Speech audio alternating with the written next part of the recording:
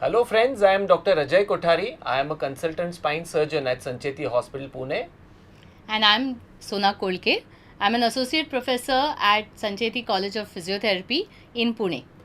आज हम यहाँ पे एक बहुत इंटरेस्टिंग टॉपिक लेकर आए हैं और उस टॉपिक का नाम है myths and facts in spine, जिसको मराठी में कहते हैं समझ और गैर समझ, और जिसको हिंदी में कहते हैं कि क्या असलियत है और क्या लोगों में गलत फहमी है कि क्या करना चाहिए क्या नहीं करना चाहिए.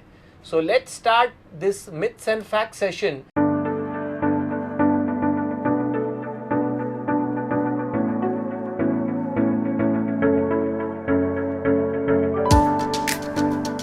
अगला कॉमन मिथ है कि पिलो यूज ही नहीं करना है. Exactly. पिलो मतलब तकिया. बहुत से पेशेंट कहते हैं कि हमको हमारे लोकल डॉक्टर ने बताया कि आप तकिया यूज ही मत करो सोने के लिए. अगर आपको गर्दन का तकलीफ है तो आप तकिया बिल्कुल यूज मत करो. ये एक गलत चीज़ है. अगर हम देखेंगे तो हमारा जो नेक का कर्वेचर है वो सी शेप कर्वेचर है, और जब हमारा सिन बेड पे लगता है तब वो जो सी शेप नेक है उसको एक सपोर्ट मिलना ज़रूरी है. अगर उसको सपोर्ट नहीं रहेगा और रात भर वो अनसपोर्टेड सोएगा तो सुबह आपको अकड़न आएगी. आजकल हम एक सर्वाइकल पिलो रेकमेंड करते हैं जिसको एक कर्व होता है जो बराबर आपके गर्दन का जो कर्व है उसमें मैच होता है, and that gives very good support to the neck. कुछ लोगों का अगर बहुत है जो थिक पिलोज है उससे तकलीफ है तो एक अच्छे सा टॉवेल रोल करके अपने गर्दन के नीचे रख सकते हैं and they can take a support. But pillow use नहीं करना ये गलत है. अगर कोई साइड पे सोने की किसी को आदत है तो वो भी एक बॉक्स टाइप ऑफ पिलो लेकर, बेसिकली द आइडिया इज कि आपका हेड, शोल्डर और पेल्विस मतलब जो हिप जॉइंट है ये सब एक लाइन में होना चाहिए. अगर आप सो रहे हो और आपका तकिया नहीं है तो आपका जो सिर है वो सिंक कर जाएगा और आपका सिर नीचे रहेगा, शोल्डर ऊपर रहेगा और हिप ऊपर रहेगा, और आपको सुबह उठ के गर्दन में दर्द होगा. सिमिलरली आपका जो स्लीपिंग पोस्चर है उसमें आपको एक देखना है कि आपका जो हेड है, आपका जो शोल्डर है और आपका हिप जॉइंट्स है ये एक लाइन में है, और अगर वो एक लाइन में है तो आपका स्लीपिंग पोस्चर बराबर है. तो पिलो यूज़ करना चाहिए. हर एक की गर्दन की साइज़, किसी की गर्दन लंबी है किसी की छोटी है, अपने अपने हिसाब से प्रॉपर आपके डॉक्टर से पूछकर पिलो आइडेंटिफाई करिए, बट प्रॉपर पिलो यूज़ करना ज़रूरी है. So I agree with what Dr. Kothari said. So basically तकिया चाहिए. बिना तकिए के there are people जिनको पहले से तकिया न लेने की आदत है, उनके लिए ठीक है. लेकिन अगर आपको गर्दन में दर्द शुरू हुआ है उसके बाद आप तकिया बंद कर रहे हो तो वो बहुत गलत बात है. बिकॉज और दूसरी बात याद रखनी है, even if you do not use a cervical pillow, अगर आप वापस गादी वाले से आपके regular, I mean not too thick not too thin, अगर पिलो ले ले जो फर्म है, not too soft not too hard, और अगर आप आपके there something called as a shoulder bone पीछे की तरफ, वहाँ तक सपोर्ट चाहिए, ना कि सिर्फ हेड के लिए. तो आपका गर्दन पूरी तरह से सपोर्टेड चाहिए, and this thing has to be till the upper part of the shoulder. तो उधर तक सपोर्ट चाहिए आपको. और अगर आप एक करवट पे सो रहे हो तो उसके लिए भी पिलो कैसे लेना है ये आपको डॉक्टर गाइड कर सकते हैं. How to sleep basically, even आप एक करवट लेके सो रहे हैं तो ऊपर का पैर कैसे होना चाहिए, नीचे का पैर, to make your spine and neck comfortable. काफ़ी ऑप्शंस है. तो अगर आपको पेन है और अगर आप एक करवट में या दूसरे करवट में सोना अनकंफर्टेबल लग रहा है या सीधा सोना अनकंफर्टेबल लग रहा है तो ऑप्शन ज़रूर पूछिए. आपके फिजियोथेरेपिस्ट आपको गाइड कर लेंगे कि इनको ठीक रखने के लिए और स्लीपिंग पोजीशन ठीक करने के लिए आप कैसे पोजीशन अडॉप्ट कर सकते हो. एक्सेलेंट. एक बहुत कॉमन ऑब्जर्वेशन है कि जब तक पेशेंट्स को दर्द होता है वो एक्सरसाइजेस करते हैं, और फिर जैसे दर्द चले जाता है वो एक्सरसाइज करना भूल जाते हैं.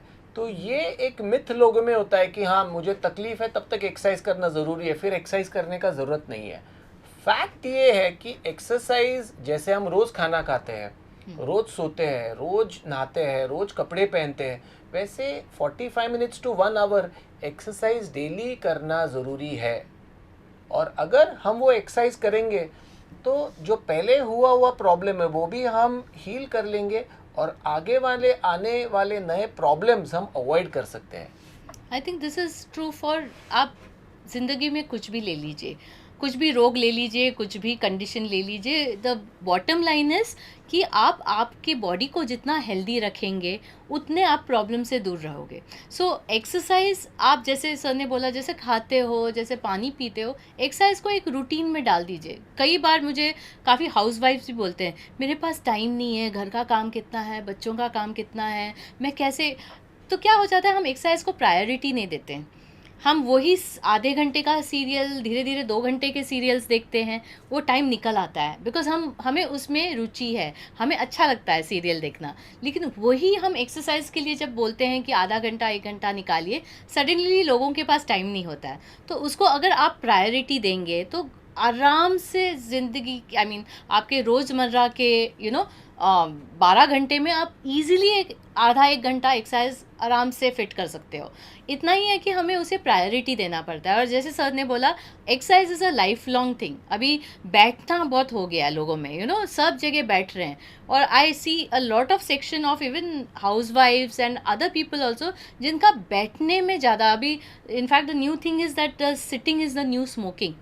बैठना अभी के ज़माने का स्मोकिंग बन गया है, इन द सेंस दैट उसकी वजह से इतने हानिकारक बीमारियां हो रहे बन गई हैं। है। तो So, उठिए उठिए, हर आधे 1 घंटे में स्क्रीन को बंद कर दीजिए। स्क्रीन सेवर मिलता है जो आधे पौने घंटे या 1 घंटे में screen can become blank. That will be your Q कि उठ के चलिए। आपके आजकल स्मार्ट ऐप्स हैं, स्मार्ट बैंड्स हैं जो आपको बोल सकते हैं कि आधे 1 घंटे में उठ के थोड़ा सा चलिए, टहलिए। So make exercise a part of everyday routine. आप दिन में एक आधा घंटा एक्सरसाइज करने से भी कुछ नहीं होता। दिन भर बैठे मत रहिए, उठिए, हिलिए, हलचल कीजिए, बिकॉज हलचल इज लाइफ। एब्सोल्युटली। या एक लास्ट पार्ट हम लेंगे मैडम एक्सरसाइज के पर्टेनिंग, और उसके बाद भी काफ़ी इंटरेस्टिंग टॉपिक्स हम लेने वाले हैं। तो बहुत से पेशेंट जिनको अक्यूट पेन होता है, बहुत से जो हमारे कोलीग्स हैं वो IFT, शॉर्टवेव डायथर्मी, टेंस, ये 8-8, 10-10, 15-15, 20-20 दिन लगाते रहते हैं। तो ये कितना दिन लगाना चाहिए? अगर किसी को अक्यूट पेन है तो ये IFT जो टेंस है, ये आइडियली कितना ड्यूरेशन रिकमेंडेड है? सो बेसिकली बहुत अच्छा क्वेश्चन पूछा है, बिकॉज हमारे पास यूजली लोग पर्ची लेके आते हैं कि हमको 10 सेशन डाइथर्मी चाहिए, 10 सेशन IFT चाहिए। सो बेसिकली ये याद रखना है कि ये जो हमारे करंट मोडालिटीज़ हम जिसको बोलते हैं, या इलेक्ट्रो मोडालिटीज़ जिसको बोलते हैं, जिसमें हीट है, करंट है, काफ़ी नए चीज़ें भी हैं जिनसे काफ़ी फ़ायदा है। And they act as a very good adjunct, यानी हमारे एक्सरसाइज के लिए सपोर्ट करने के लिए, या सोरनेस निकालने के लिए, या मसल को थोड़ा सा रिलैक्स करने के लिए इनका बहुत रोल है। लेकिन ये कितने दिन लेना चाहिए is different for every patient. It is not as if मेरे को 10 सेशन में बहुत अच्छा लगने वाला है।